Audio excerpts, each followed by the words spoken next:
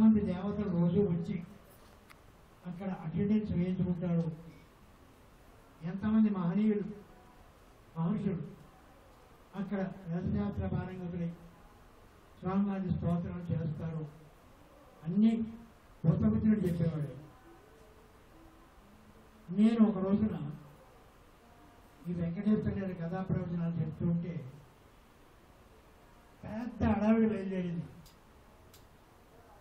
ఏమిటా అని చూస్తే సాయంత్రం దాదాపు 7 గంటలు అయింది.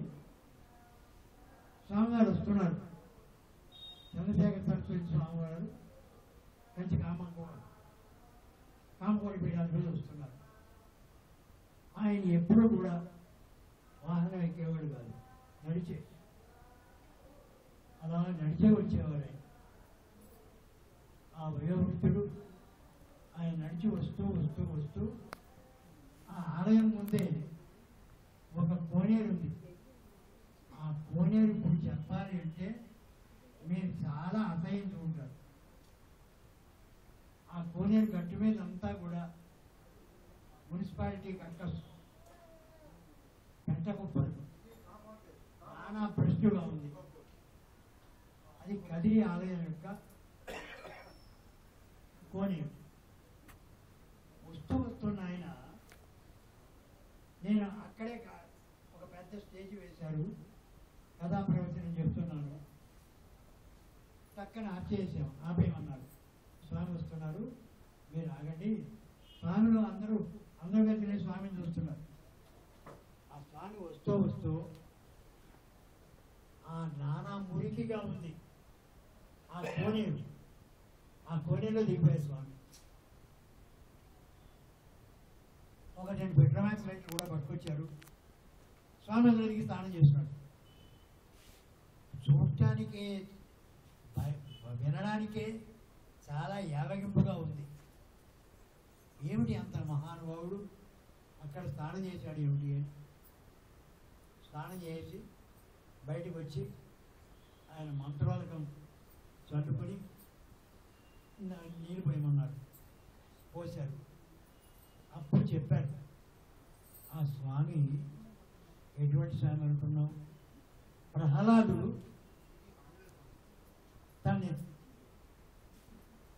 హిరణ్యకశిపుడు బాధలు పెట్టినప్పుడు ఆ స్వామి యొక్క ఆయన అది ప్రహ్లాద ప్రతిష్ట ఆ కదిరి లక్ష్మీనరసింహ స్వామి ఆయన స్వయంగా ఆ కోనేరుని ప్రహ్లాదుడు తవ్వాడు. నారాయణ మంత్రంతో ఆ ప్రహ్లాదుడు ఆ కోనేరు తవ్వాడు. తవ్వితే గంగా, గోదావరి, కృష్ణ, యమున, కావేరి ఇన్ని నదులన్నీ కూడా ఆ జల రూపంలో వచ్చి ఆ కోనేరు నిండుకున్నాయి.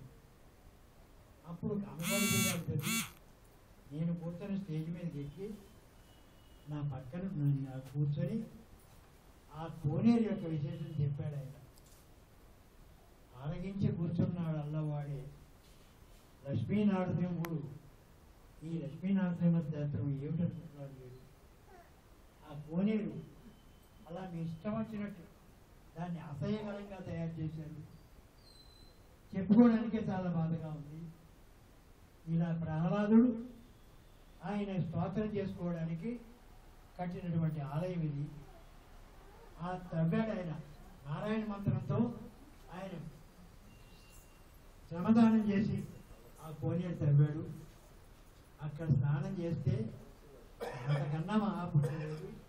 సమస్త పుణ్యనదులు ఆ జలరూపంలో అక్కడ వచ్చాయి. గంగా, గోదావరి, కృష్ణ, కావేరి అన్నీ వచ్చాయి. నేను అన్ని నదుల్లో స్నానం చేసినట్టు ఇప్పుడు అని చెప్తే ఈ ఆధునిక ప్రపంచంలో ఉన్నవాళ్ళు ఎంత ఆశ్చర్యపోయారు, నివ్వెరపోయారో. వాళ్ళు ఎవరికి మందులు లేవు. అయ్యా మేమింత తెలివి తక్కువ వాళ్ళమా, ఇంతటి మూర్ఖులమా మేము? ప్రహ్లాదుడు తవ్వినటువంటి ఆ కోనేరుని మేము కాపాడుకోలేకపోయాం.